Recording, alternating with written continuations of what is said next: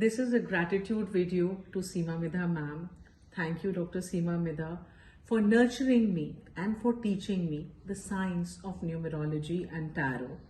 I am extremely grateful to you for teaching me all the nuances of this beautiful science and for helping me understand the importance of numbers in one's life, the importance of missing numbers and how we can do the remedies for them and lead more complete lives.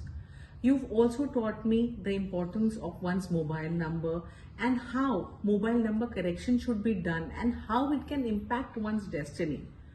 Also, looking at somebody's signature, how you can make out what kind of a person that person is and how you can improve the signature to improve the quality of life of that person. Thank you for teaching me the making of Pyra cards, which helps to complete a person's life.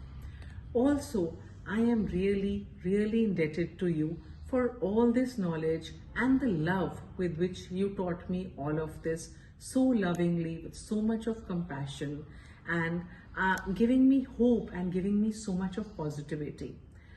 Ma'am, a mentor like you is very difficult to find, and I am so fortunate to have had you as my guru.